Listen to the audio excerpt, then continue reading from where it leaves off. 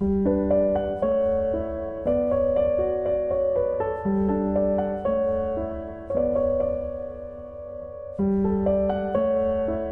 libro, una hora. Dirigido por Antonio Martínez Asensio. Bienvenidos una semana más a Un libro, una hora. Hoy vamos a contarles Frankenstein o el moderno Prometeo de Mary Shelley. Mary Shelley nació en Londres en 1797 y murió en 1851. Se crió en el seno de una familia acomodada e intelectual. Hay que reconocer la fascinante figura femenina que está detrás de la obra y que solo en los últimos tiempos está empezando a ser reconocida por su verdadera valía literaria. A los 21 años, Mary Shelley publicó su primera novela, Frankenstein, o el moderno Prometeo, en 1818, que obtuvo un gran éxito.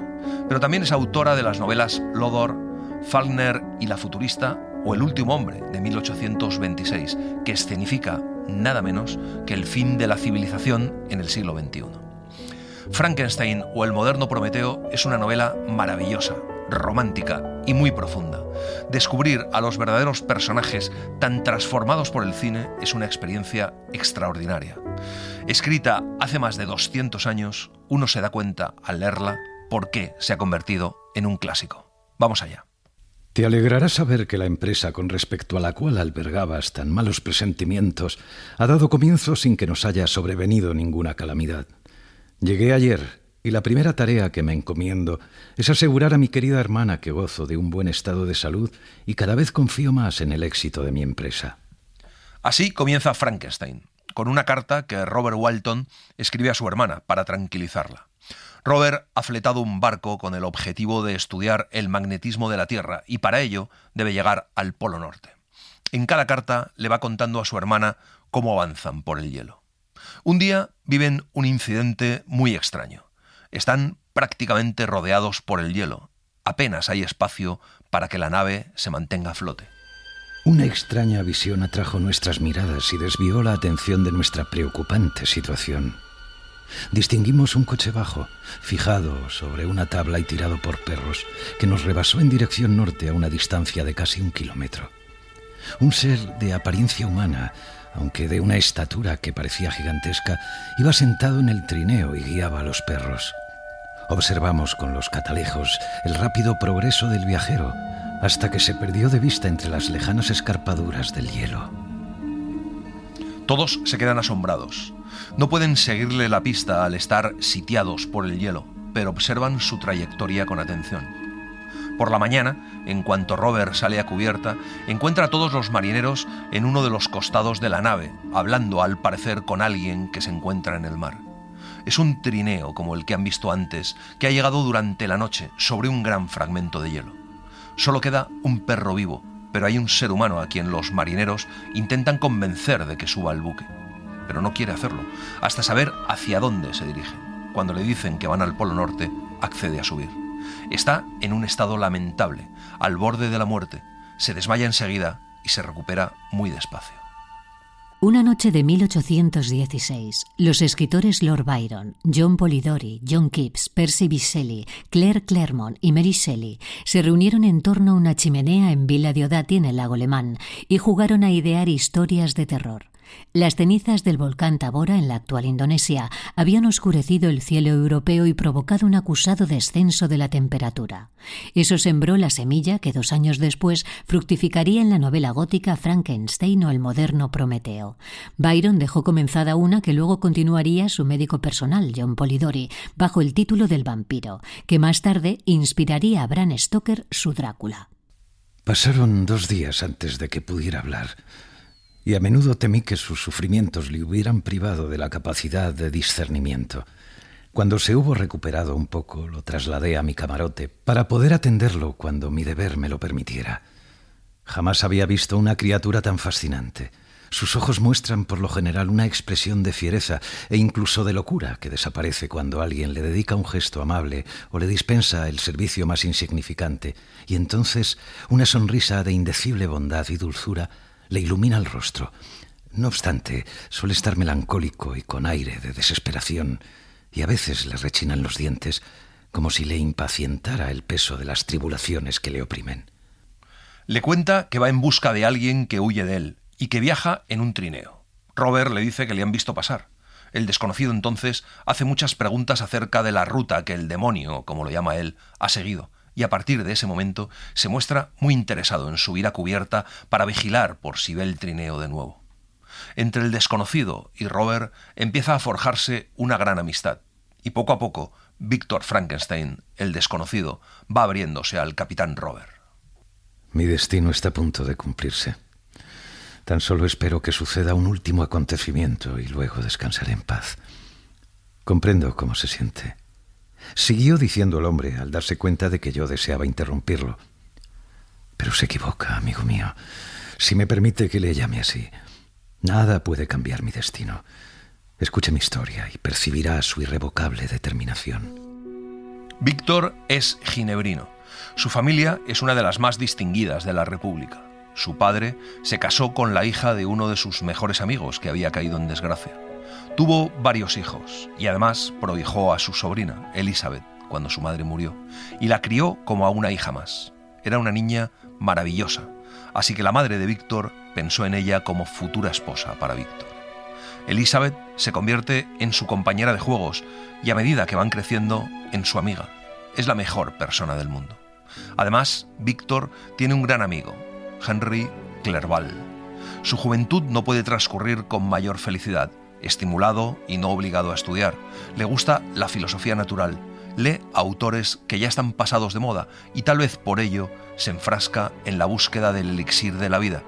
Quiere erradicar la enfermedad del cuerpo humano y convertir al hombre en un ser invulnerable a todo. Con 15 años descubre la electricidad. Se pone a estudiar como loco y cuando cumple 17 se va a estudiar a la Universidad de Ingolstadt. Pero antes de irse, Elizabeth coge la escarlatina y desgraciadamente contagia a la madre de Víctor, que muere poco después. Elizabeth ocupa su lugar cuidando de la casa y a los hermanos pequeños. No es necesario que describa los sentimientos de aquellos cuyos lazos más queridos se ven desgarrados por el más irreparable de los daños, el vacío que cubre el alma y la desesperación que asoma al rostro. Ha de transcurrir mucho tiempo antes de que nuestra mente se persuada de que ella, a quien veíamos cada día y cuya existencia misma parecía formar parte de la nuestra, se ha marchado para siempre, que el brillo de la mirada amada se ha extinguido y que el sonido de aquella voz tan familiar y querida al oído ha sido silenciado y jamás volverá a oírse. Y con ese ánimo y esa sensación de pérdida llega a Ingolstadt, donde se presenta ante sus profesores y acude a clase de química con el profesor Waldman, que expone la química moderna de una forma que sorprende a Víctor. Hablando de los últimos descubrimientos, de la circulación de la sangre, de que los nuevos investigadores han adquirido nuevos y casi ilimitados poderes. Víctor va a visitarle esa misma noche y se convierte en su discípulo. Le conduce a su laboratorio y le explica el funcionamiento de diversas máquinas. A partir de entonces, la química, en el más extenso sentido de la palabra, se convierte en su única ocupación y de una forma obsesiva. Eso sí, progresa con gran rapidez. Pasa 2 años sin ir a Ginebra, dedicándose en cuerpo y alma a la investigación de ciertos hallazgos que espera lograr. Uno de los fenómenos que había atraído mi atención en particular era la estructura del cuerpo humano y, por supuesto, la de cualquier animal vivo. Me preguntaba a menudo sobre el origen de la vida. Era una cuestión muy atrevida y que siempre se había considerado de misteriosa respuesta. Yo me preguntaba, sin embargo, cuántas cosas no habríamos llegado a conocer si la cobardía o la negligencia no hubieran limitado nuestras investigaciones. Empecé a darle vueltas a la idea y decidí que a partir de entonces me dedicaría en especial a aquellas disciplinas de la filosofía natural relacionadas con la fisiología. Para analizar las causas de la vida, primero tenemos que recurrir a la muerte. Víctor Frankenstein quiere observar la decadencia y la corrupción naturales del cuerpo humano, así que se obliga a trabajar de sol a sol en panteones y osarios. Ve la degradación y la destrucción de la delicada forma humana, presencia cómo la corrupción de la muerte vence a la vida, cómo el gusano hereda maravillas como el ojo y el cerebro. Se dedica a examinar y analizar el cambio que acontece al pasar de la vida a la muerte y de la muerte a la vida, hasta que, sumido en esa oscuridad, se hace una luz repentina, una luz tan brillante y prodigiosa que Víctor no entiende cómo, entre tantos hombres sabios dedicados a investigar la misma ciencia, haya descubierto él un secreto tan asombroso. Recuerdo, sin embargo, que no estoy describiendo las alucinaciones de un loco. El sol brilla en el firmamento con la misma certeza con que afirmo que mi relato es verdadero. Quizá lo conseguí de milagro, aunque debo confesar que las distintas etapas de mi experimento fueron precisas y viables. Tras varios días, con sus noches de increíbles esfuerzos y fatigas, descubrí con éxito la causa de la generación y la vida. Es más, fui capaz de conferir la vida a la materia inanimada. Veo, amigo mío, a juzgar por su afán y por la sorpresa y la esperanza que expresan sus ojos, que espera que le cuente el secreto que me ha sido revelado. Ni lo sueñe. Escuche con paciencia mi historia hasta el final y comprenderá entonces por qué me muestro tan reservado en este tema. Cuando Víctor descubre que tiene en sus manos un poder tan inconcebible, pasa mucho tiempo valorando la manera en que debe utilizarlo. El trabajo tiene una gran dificultad, dada la complejidad que representa trabajar con fibras, músculos y venas.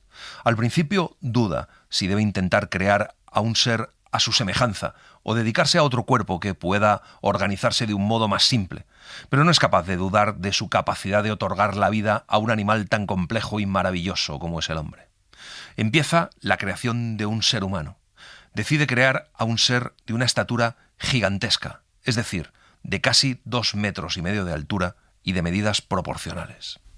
La vida y la muerte me parecían límites ilusorios que ante todo debía romper para dejar que fluyera un torrente de luz en nuestro oscuro mundo. Una nueva especie me bendeciría como a su creador y su origen. Esas magníficas y felices criaturas naturales estarían en deuda conmigo por haberles concedido el ser.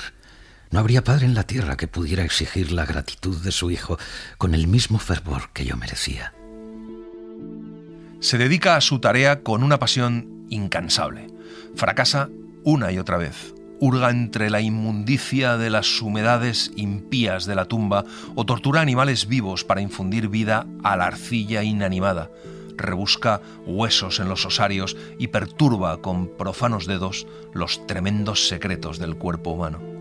En una celda situada en la planta superior de la casa, separada del resto de los apartamentos por una galería y una escalera, establece su taller de creación macabra. Pasa el tiempo y ni siquiera escribe a sus padres ni a Elizabeth, aunque recibe cartas suyas muy preocupados por su salud. Decide aplazar todo aquello que tenga que ver con los sentimientos de cariño hasta culminar su gran objetivo. Una espantosa noche de noviembre contemplé el resultado de mis arduos esfuerzos. Con una angustia que devino agonía, distribuí los instrumentos de la vida frente a mí para intentar infundir una chispa de ser al objeto inanimado que yacía a mis pies. Era ya la 1 de la noche.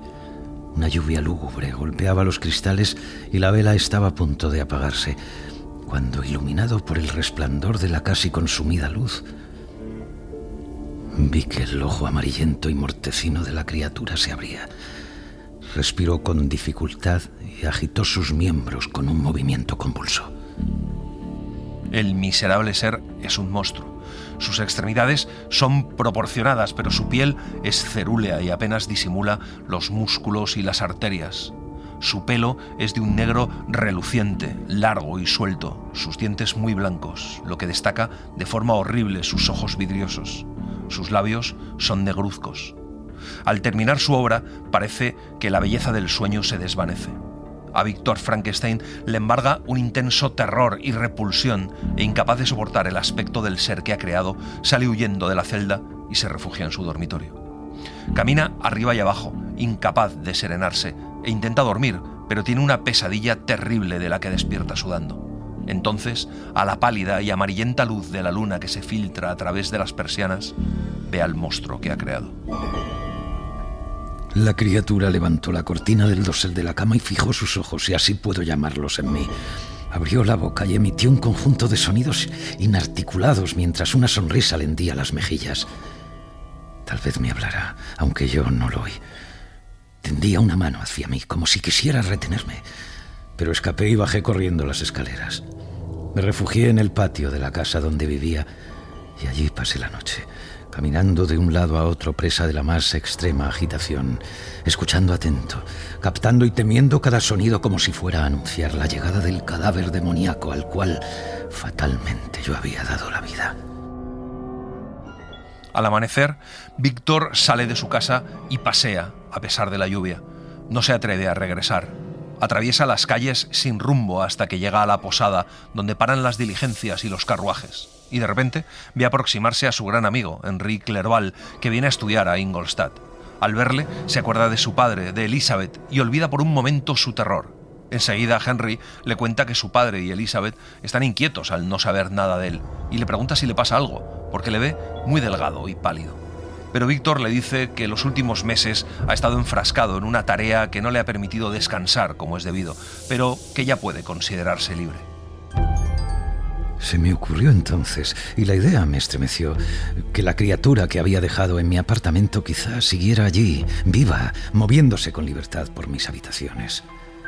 Temía encontrarme cara a cara con el monstruo, pero me causaba mayor horror la idea de que Henry lo viera. Así pues, pedí a mi amigo que me esperara unos minutos al pie de la escalera y subí a toda prisa mis dependencias. No conseguí controlarme hasta que mi mano reposó en la cerradura de la puerta. Me quedé quieto y noté que un sudor frío se apoderaba de mí. Abrí la puerta con decisión, como acostumbran a hacer los niños cuando esperan encontrar un fantasma al otro lado. Pero no había nadie. Entré con cautela, aterrorizado. El apartamento estaba vacío y mi dormitorio se hallaba libre de la presencia del monstruoso huésped. Entonces se alegra de su buena suerte y se va a buscar a su amigo Clerval dando saltos de alegría. Pero el exceso de sensaciones le provoca un hormigueo en la piel y el pulso se le acelera. No es capaz de permanecer quieto en el mismo lugar más de un minuto. Salta de silla en silla, da palmadas y ríe a carcajadas. Clerval está asustado. Le pregunta de nuevo qué le pasa. Y de pronto Víctor se pone a chillar y se tapa los ojos porque ha creído ver al temido espectro colarse en la habitación y le da un ataque. Ese incidente marca el comienzo de una fiebre nerviosa que le tiene confinado varios meses. Solo las constantes atenciones de su amigo son capaces de devolverle a la vida. Ante mis ojos aparecía siempre la figura del monstruo al que había conferido la existencia, formando parte de mis incesantes delirios. Sin duda mis palabras debieron de sorprender a Henry. Al principio creyó que serían los desvaríos de una imaginación perturbada, pero mi recurrente insistencia sobre el tema terminó por convencerle de que mi trastorno tenía su origen en algún acontecimiento terrible e inusual. Poco a poco se va recuperando. Cuando lo hace casi del todo, Clerval le entrega una carta de Elizabeth, en la que le cuenta que están todos muy bien y le habla de Justine, una joven criada, encantadora, a la que Elizabeth tiene mucho cariño y que tuvo que irse a cuidar a su madre después del fallecimiento de esta, pero que ha vuelto a la casa. Enseguida, Víctor la contesta para evitarle preocupaciones y luego se dedica a presentar a Clerval a los profesores de la universidad. Con ello, de alguna forma, revive su angustia. Ahora odia la filosofía natural y todo lo que tiene que ver con ella. Su amigo se da cuenta, pero Víctor no quiere contarle nada de lo que ha pasado. Se dedican a hacer excursiones y a conocer el país, y Víctor parece poco a poco recuperar la alegría. Pero un día recibió una carta de su padre. ¿Cómo podré, Víctor, referirte nuestra desgracia? La ausencia no debe de haberte vuelto insensible a nuestros gozos y sufrimientos. Y heme aquí, teniendo que infligir dolor a un hijo ausente. Me habría gustado prepararte para recibir estas espantosas noticias, pero sé que es imposible. Incluso tus ojos ahora se deslizan por la página en busca de las palabras que te revelarán las terribles nuevas. William ha muerto. William, esa dulce criatura cuya sonrisa deleitaba y consolaba mi corazón, tan afable y sin embargo tan vivaracho. Víctor, tengo que decirte que tu hermano ha sido asesinado. Y le cuenta que fueron a pasear por Plainpalais, que hacía bueno y que cuando oscureció descubrieron que William había desaparecido. Empezaron a buscarlo hasta bien entrada la noche, con antorchas, angustiadísimos, y a las 5 de la mañana le descubrieron tendido sobre la hierba, lívido e inmóvil, con la huella del dedo de su asesino marcada en el cuello. Cuando Elizabeth vio el cadáver, gritó desesperada que ella había asesinado a su amado niño y se desmayó. Y todo porque ella le había dado un colgante con el retrato de su madre y el retrato había desaparecido. Elizabeth piensa que ese robo es lo que ha movido al asesino. Termina pidiéndole que vaya, porque solo él puede consolar a Elizabeth. Como señala Alfonso Gutiérrez Caro, Frankenstein es una oda a la inquietud humana, a su afán de conocimiento y superación, de rebasar los propios límites biológicos y jugar a ser Dios. En ella se advierte de los peligros que conlleva superar ciertos límites, del tormento y el dolor que acuden a la vida de quien osa trastocar las sagradas leyes naturales, tanto para el creador como para el creado. La novela está impregnada de esa curiosidad científica propia de la época, ya que fue escrita pocas décadas después de la irrupción de la Ilustración, fenómeno cultural que daba todo el protagonismo a la razón y a la ciencia, alejándose de los siglos oscuros del medievo, en los que la única medida tomada era la divina. Era ya de noche cuando llegué a las afueras de Ginebra. Las puertas de la ciudad estaban cerradas y me vi obligado a pernoctar en Secheron, un pueblo a media legua de distancia al este de la ciudad. El cielo estaba sereno y como me sentía incapaz de descansar, decidí visitar el lugar donde mi pobre William había sido asesinado. Como no podía atravesar la ciudad, me vi obligado a cruzar el lago en un bote para llegar a Plainpalais. Durante ese corto trayecto, vi relámpagos componiendo sobre la cima del Mont Blanc las más bellas figuras. La tormenta parecía acercarse con rapidez y tras desembarcar subí a una pequeña colina para observar su evolución. La tormenta, los rayos, tal vez la noche, le sumen en un estado de exaltación, como si ese fuera el funeral perfecto para William, su canto fúnebre. Pero de pronto divisa en la oscuridad una silueta y se queda paralizado. Con el destello de un relámpago ve claramente la gigantesca estatura y la deformidad del monstruo. Y entonces entiende que posiblemente él ha sido el asesino de su hermano. Aquella figura pasó veloz junto a mí y se perdió en las tinieblas. Nadie con aspecto humano habría podido destruir a aquel tierno muchacho. Tan solo él podía haber sido el asesino. No me cabía la menor duda. La sola existencia de esa idea era ya la prueba irrefutable que confirmaba los hechos.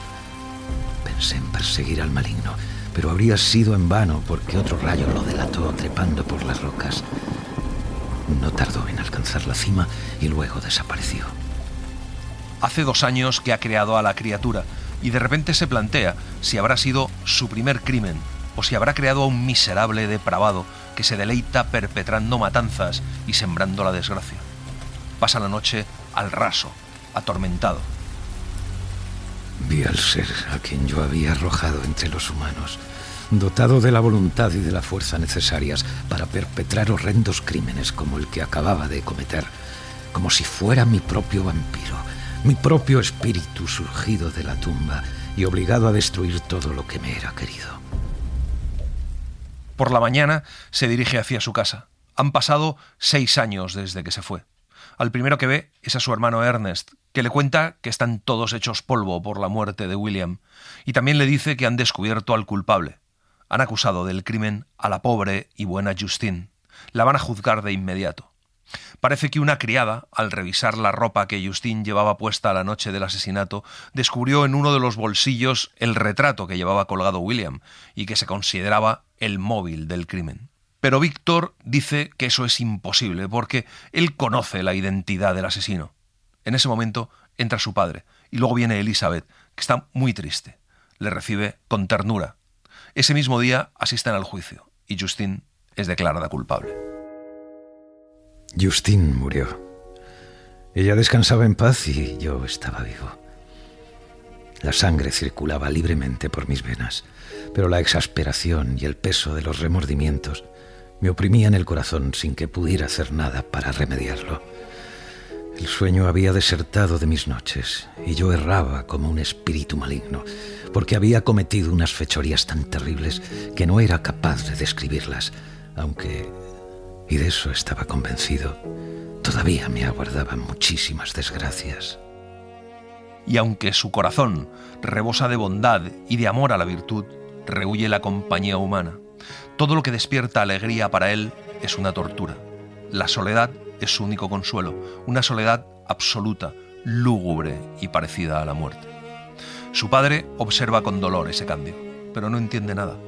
Se mudan a la casa de Belrive, extramuros, y de esa forma Víctor se siente más libre y puede salir en bote de noche cuando la familia se ha retirado a descansar y dejar que pasen las horas sobre las aguas. Con las velas desplegadas se deja arrastrar por el viento y a veces tiene la tentación de zambullirse en el lago y terminar, pero la imagen de Elizabeth siempre le salva. En esos momentos de amargura llora sin parar. Albergaba el oscuro presentimiento de que aquello no había terminado aún y que la criatura todavía cometería algún crimen señalado, cuya enormidad borraría todo recuerdo del pasado. Siempre habría lugar para el miedo mientras todo aquello que yo amaba siguiera existiendo. Aborrecía a ese diablo con todas mis fuerzas. Un día deciden ir de excursión al valle de Chamonix. El viaje es fantástico y les devuelve algo de paz y de serenidad. Se quedan a dormir allí y a la mañana siguiente Víctor decide salir él solo hacia la cima del Montanvert. Es una subida escarpada, pero a Víctor le viene muy bien tanto el ejercicio como la soledad, y el paisaje es maravilloso. Pero de pronto, cuando casi ha alcanzado la cumbre, ve la figura de un hombre a cierta distancia que avanza hacia él con una velocidad sobrehumana, saltando por las grietas del hielo. Es el monstruo. Temblando de rabia y terror, decide esperarle para entablar un combate a muerte. ¿Cómo te atreves a acercarte a mí, demonio? ¿No temes que descargue la fiera venganza de mi brazo sobre tu miserable cabeza? ¡Fuera de mi vista, inmunda criatura! O mejor aún, quédate para que pueda pisotearte hasta reducirte a polvo. Para... sí, extinguiendo tu miserable existencia, poder compensar a esas víctimas que asesinaste de un modo tan diabólico. Ya esperaba este recibimiento, dijo el demonio. La humanidad odia a los desgraciados. ¿Cuánto odio debo de inspirar yo, que soy el más miserable de todos los seres vivos? Y tú, mi creador, me detestas. Desdeñas a tu criatura, a la que estás unido por unos vínculos que solo pueden disolverse con la muerte de uno de los dos. Y te propones matarme. ¿Cómo te atreves a jugar así con la vida? Cumple con tus deberes hacia mí, y yo cumpliré contigo y con la humanidad. Si aceptas mis condiciones, os dejaré en paz a todos. Pero si te niegas, blandiré el puño de la muerte hasta saciarme con la sangre de los amigos que aún te quedan. Y entonces el monstruo le pide que le escuche antes de dar rienda suelta a su odio, y le dice que él ha sufrido mucho, que ama la vida y que va a defenderla. Soy tu criatura. E incluso seré benévolo y dócil con mi señor natural. Y mi rey, si tú también cumples con tu parte, cosa que me debes. Frankenstein, no quieras ser justo con los demás y mostrarte intransigente con el único ser a quien no solo debes justicia, sino también clemencia y afecto. Recuerda que soy tu criatura. Tendría que ser tu Adán en lugar de parecer el ángel caído, a quien robaste la dicha sin haber cometido delito alguno. Y le pide que le devuelva la felicidad y volverá a obrar con virtud. Que él era bondadoso, pero que ahora está solo, y si su creador reniega de él, ya nada le cabe esperar. Le dice que la gente le detesta y le odia, y que su único refugio son las montañas desiertas y los temibles glaciares. Le pide que se apiade de él y no le desprecie, y que escuche su historia. Cuando la haya oído, podrá decidir si abandonarle o compadecerse. Cuando termina de hablar, se pone a caminar por el hielo, y Víctor le sigue, decidido a escuchar su historia. Cruzan el hielo hasta llegar a una cabaña. Se sientan junto al fuego, y entonces el monstruo comienza su relato. Mary Shelley subtituló su novela El moderno Prometeo, un mito que junto con Satán de Milton resultaba muy atrayente para el espíritu romántico como icono de la rebelión contra las tiranías humana y divina. Según la teogonía, Prometeo fue el titán que creó al primer hombre y a la primera mujer con arcilla y robó el fuego de los cielos para entregárselo a su creación. Para Mary Shelley, Prometeo es el doctor Frankenstein. El empleo del fuego que el monstruo necesita para calentarse y preparar su comida es un arte que se aprende y que, como todo lo que pertenece al ámbito de lo humano, el monstruo adquiere con sufrimiento. Solo con gran dificultad consigo recordar los primeros tiempos de mi existencia. Los acontecimientos de ese periodo me resultan confusos e indistintos. Recuerdo que una extraña multiplicidad de sensaciones se apoderó de mí y de golpe adquirí conciencia de la vista, el tacto, el oído y el olfato. Así empieza a contar el monstruo cómo llega a ser consciente de sí mismo y de sus sensaciones, como el hambre. Es un pobre, indefenso y miserable desgraciado que agradece al sol el calor, que descubre el fuego y también la belleza de lo que le rodea, los pájaros. Un día llega hasta un pueblo, pero los niños se alejan de él llorando, las mujeres se desmayan y los hombres le reciben a pedradas. En su vida descubre un cobertizo de aspecto miserable que está junto a una casita rústica. Allí se instala y nadie le molesta. Está escondido, pero puede ver lo que ocurre en la casa. Allí descubre a una familia, descubre las emociones y los sentimientos humanos, y allí, escondido, mirando a aquella familia, cada día aprende a hablar, a expresarse, descubre la música y hasta la literatura. Descubre también la bondad del ser humano, la ternura, el amor, y se pregunta quién es y dónde está su familia. Pasó el invierno. La gentileza y la belleza de los habitantes de la casa me inspiraban un profundo cariño. Cuando estaban tristes, me sentía desgraciado. Cuando se alegraban, compartía su bienestar. Apenas vi a otros seres humanos, y cuando alguien entraba en la casa, los malos modales y los andares groseros solo lograban realzar las virtudes superiores de mis amigos. Y se llega a sentir tan unido a esa familia que un día, cuando ha pasado mucho tiempo, decide salir de su escondite y hablar con ellos, pensando que al ser tan buena gente le aceptarían. Pero ocurre lo mismo que con todos. Se horrorizan al verle, le golpean, se aterrorizan y tiene que huir de nuevo. Vaga por el bosque llorando a gritos, preguntándose si entre todos los humanos no habrá alguno que se apiade de él. Y entonces piensa en su creador. Se ha llevado su diario de la habitación, así que sabe dónde vive y decide viajar hasta allí. Emprende un largo viaje y pasa grandes penurias. Un día, atravesando un bosque, ve que una niña se ha caído al río. Salí de mi escondite y, luchando contra la fuerza de la corriente, la salvé y la arrastré hasta la orilla. La chiquilla había perdido el conocimiento. Estaba intentando que recobrara el sentido, cuando de súbito apareció el campesino que debía de haber estado jugando con ella. Al verme, el hombre se abalanzó sobre mí. Me arrebató a la niña de los brazos y salió huyendo hacia las profundidades del bosque.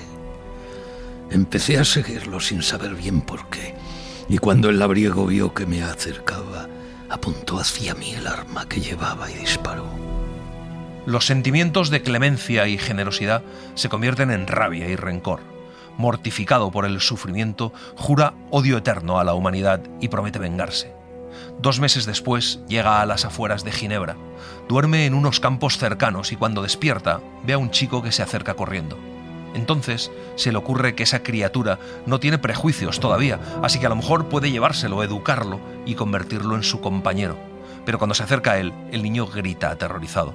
Le dice que es un ogro y que su padre, el señor Frankenstein, le castigará. Y así sabe que ese niño es familia de su creador. Tú serás mi primera víctima. El niño seguía debatiéndose, insultándome con unas palabras que me rompían el corazón. Lo agarré por la garganta para que callara, y poco después yacía muerto a mis pies. Contemplé a la víctima, y mi corazón se hinchió exultante de diabólica satisfacción. Yo también sé sembrar la desolación, exclamé batiendo palmas. Mi enemigo no es invulnerable. Esta muerte le dejará desconsolado y muchas otras desgracias seguirán atormentándolo hasta que logre su destrucción. Y entonces ve la medalla que William lleva en su pecho y la coge. Cuando se aleja del lugar, ve a una mujer joven, se acerca a ella sin que se dé cuenta y mete la medalla en uno de los bolsillos de su vestido. No nos separaremos hasta que prometas que satisfarás mis peticiones. Estoy solo y me siento desgraciado. Los hombres no quieren saber nada de mí. Sin embargo, alguien tan deforme y horrible como yo no me negaría. Esa criatura debe ser de mi misma especie y tener los mismos defectos que yo. Ese es el ser que debes crear. Víctor está horrorizado y perplejo. El monstruo quiere que cree a una mujer para él, con la que pueda vivir y quererse. Y además cree que es un derecho que no debe negarle. Pero Víctor se niega rotundamente. Dice que jamás lo hará. Y el monstruo le dice que por qué tendría él que compadecerse de un hombre que no se apiada de él. Pero que si no puede inspirar amor, sembrará terror y se consagrará a la tarea de destruirle. Pero si accede, serán dos almas inofensivas.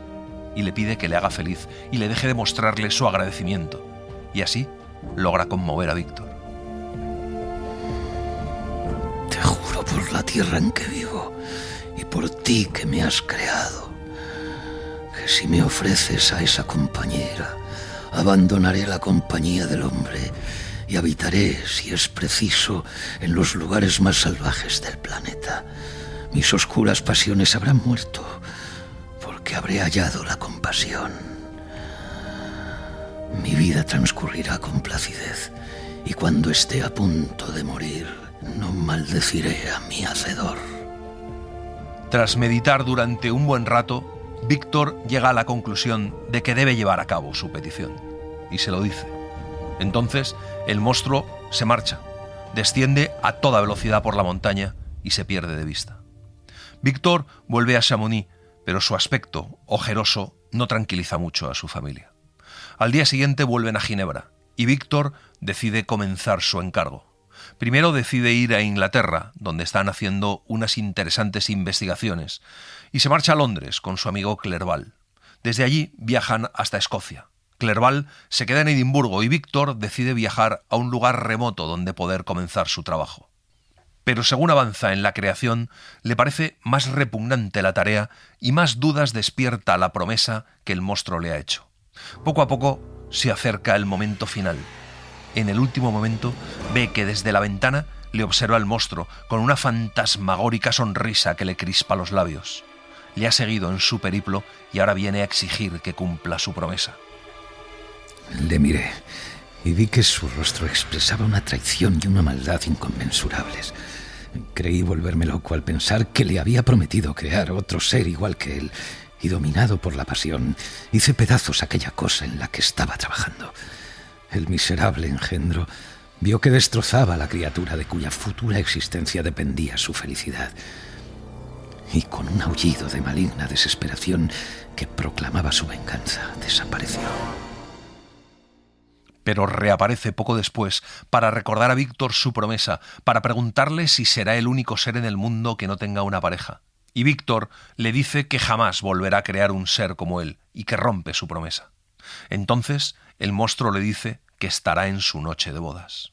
Como señala Herme Cerezo, si nos aproximamos a la lectura de Frankenstein o el moderno Prometeo, enseguida nos daremos cuenta de que la novela, aunque sin duda pertenece al género fantástico, tiene poco que ver con ese terror que tantas veces nos han comentado o hemos contemplado en el cine y en la pequeña pantalla sobre el monstruo de Víctor Frankenstein, a la vez que descubrimos la sensación trágica y amarga de la soledad de un individuo, único en su especie, el rechazo que su presencia inspira en los seres humanos y también su desdichado destino. Víctor, por un lado, se siente liberado, pero también está triste y agobiado. Lo primero que tiene que hacer es deshacerse de los restos de la criatura que ha estado a punto de crear. Los mete en un cesto con gran cantidad de piedras y se sube a un pequeño esquife, se adentra en el mar y arroja los restos. Cuando lo hace, se tiende en el fondo del bote y se queda profundamente dormido. Se despierta en medio de una tormenta, así que maniobra y se dirige hacia tierra. No sabe dónde está, y cuando llega a un pequeño puerto, le sorprende la hostilidad de la gente que le recibe. No sabe por qué, pero entre todos le agarran y le llevan a la cárcel. Por la mañana le juzgan y allí se entera de que le acusan del asesinato de un hombre. Por muchas explicaciones que da, nadie le cree. Hay testigos que hablan de que vieron a un hombre huir en un bote mar adentro. La víctima ha muerto estrangulada. Al oír eso, Víctor se estremece recordando la muerte de su hermano. Le llevan a ver el cadáver para poder observar el efecto que le causa. Entré en la habitación donde yacía el cadáver y me condujeron hasta el ataúd. ¿Cómo puedo describir lo que sentí al verlo? El pánico se apoderó de mí. Soy incapaz de pensar en ese terrible momento sin estremecerme y rememorar la angustia que sentí al identificar el cuerpo. El juicio y la presencia del magistrado y de los testigos desaparecieron como por ensalmo cuando vi el inerte cuerpo de Henry Clerval tendido ante mí. Me faltaba el aire y me arrojé sobre su cadáver exclamando: ¿también mis asesinas maquinaciones te han privado a ti, queridísimo Henry, de la vida? Le sacan de la habitación entre fuertes convulsiones.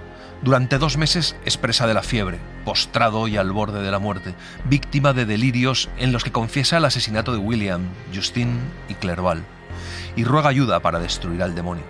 Y al cabo de 2 meses despierta, como de un sueño, en una prisión, echado sobre un camastro miserable y rodeado de carceleros, guardias y cerraduras. Pero le espera una sorpresa más. Su padre le está esperando. Eso alegra a Víctor, que lo primero que hace al verle es preguntarle si todos están bien, si ha ocurrido alguna desgracia, y su padre le tranquiliza. Aunque vence la enfermedad, le embarga una deprimente melancolía de la que es incapaz de salir. Tras el juicio, en el que es declarado inocente, se embarca con su padre con destino a Ginebra.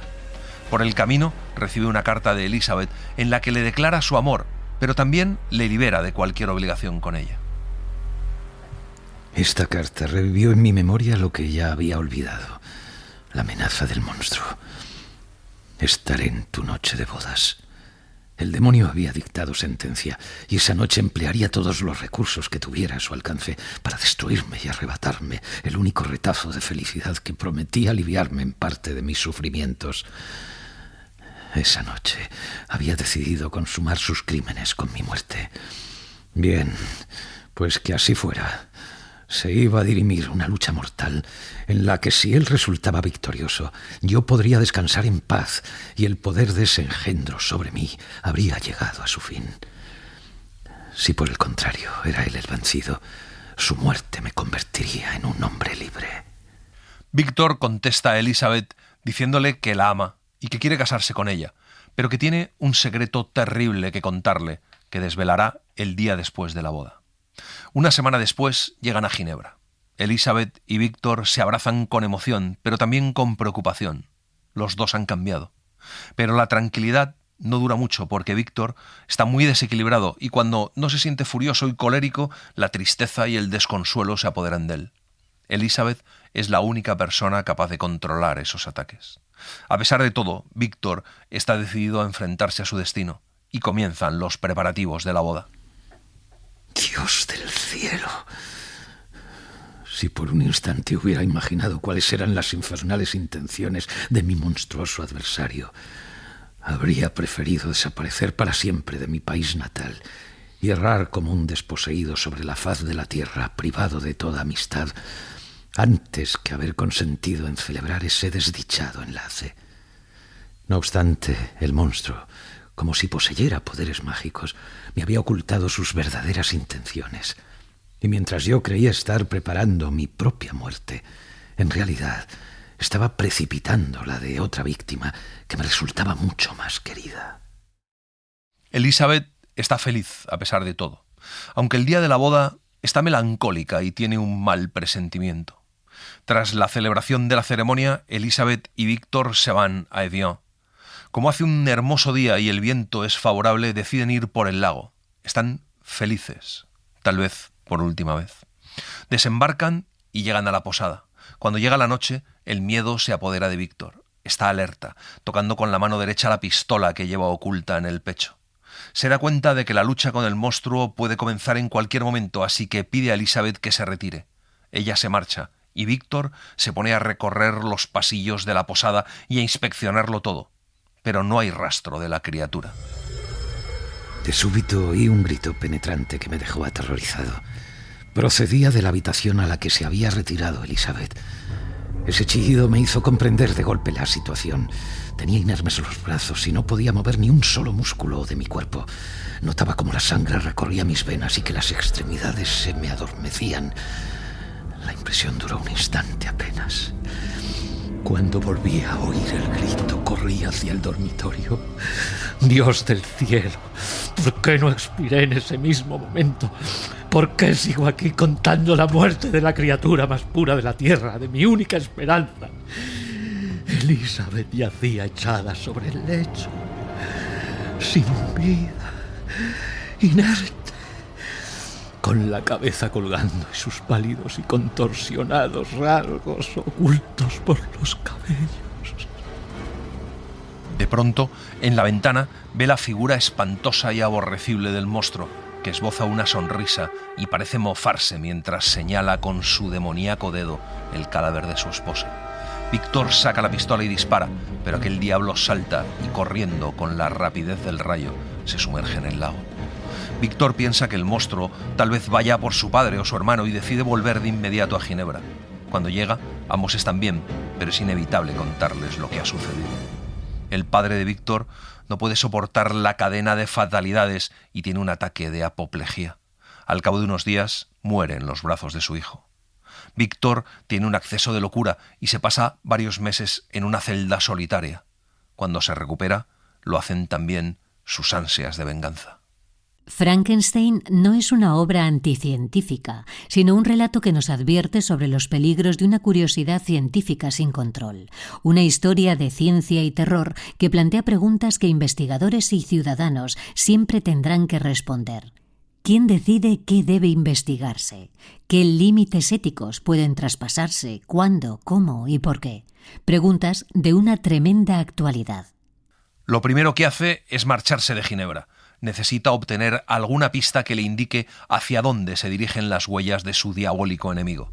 Acude al cementerio a despedirse de sus seres queridos, se arrodilla en la hierba y besa la tierra, y allí jura que se vengará.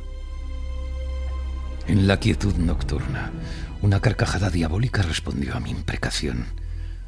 Resonó en mis oídos dolorosamente y las montañas me devolvieron su eco. Noté como si el infierno se burlara de mí. En ese momento hubiera podido caer presa del frenesí y poner término a mi miserable existencia.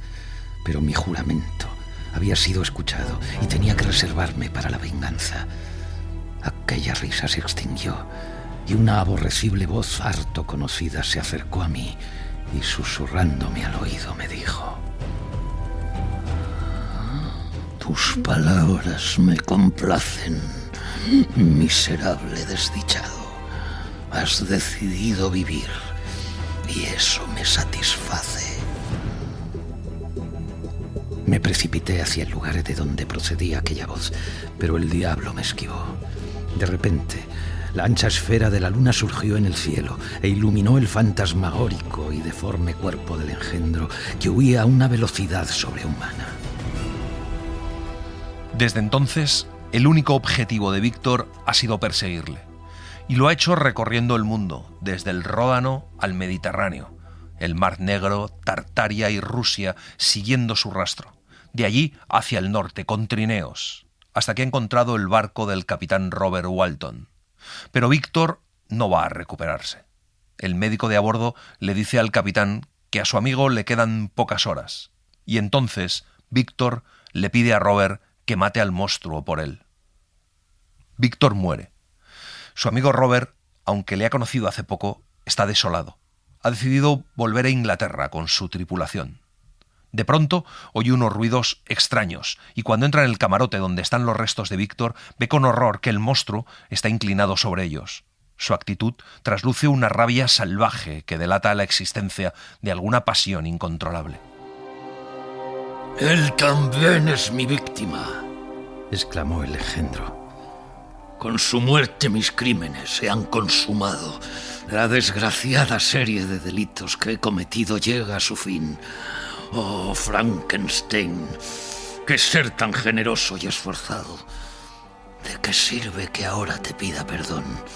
Que perdones a ese ser que te destruyó sin remedio, matando a todos aquellos a quienes amabas.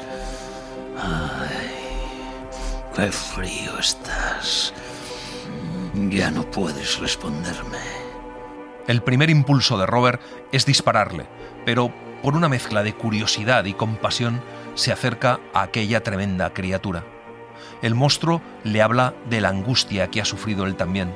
Le dice que él solo quería hallar amor y amistad, y lo único que ha encontrado es desprecio, pero que da por concluida su obra. «Tan solo es precisa mi muerte. No piense que tardaré en ejecutar ese sacrificio. Abandonaré su nave en el bloque de hielo que me trajo hasta aquí y me dirigiré hacia el norte, hacia el punto más alejado del planeta. Allí construiré una pira funeraria y reduciré a cenizas este cuerpo desdichado para que sus restos no aporten luz alguna a cualquier curioso, impío, insensato, capaz de crear a otro ser como yo. Moriré. Ya no sentiré la angustia que me devora, ni seré presa de sentimientos insatisfechos que todavía no he saciado. Quien me dio el ser ha muerto, y cuando yo ya no exista, el recuerdo de ambos no tardará en desvanecerse. No veré ya el sol ni las estrellas, y el viento dejará de juguetear en mis mejillas. La luz, las sensaciones y los sentidos perecerán. Así es como hallaré la felicidad». Dice que Víctor no podía haber logrado mejor venganza que manteniéndole con vida, que Víctor fue víctima de una maldición, pero que su propia angustia ha sido superior, porque la amarga punzada del resentimiento no dejará de hurgar en sus heridas hasta que la muerte las cierre para siempre. Y así se despide. Salió por el ventanuco del camarote y saltó sobre el bloque de hielo que estaba junto al barco. No tardó en ser arrastrado por las olas y perderse en la oscuridad y la lejanía.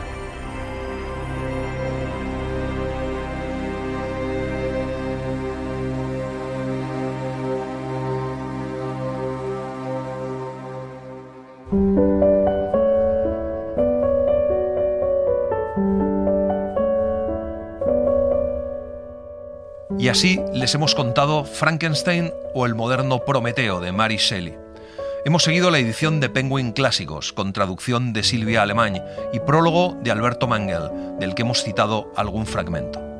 La semana que viene nos volvemos a encontrar con Zalacaín el aventurero, de Pío Baroja. Gracias por estar ahí y gracias por leer. Un libro, una hora, en la cadena SER. Un programa escrito y dirigido por Antonio Martínez Asensio, con la voz de Eugenio Barona y la participación de Olga Hernán Gómez, realización de Mariano Revilla, edición y montaje de sonido de Pablo Arévalo.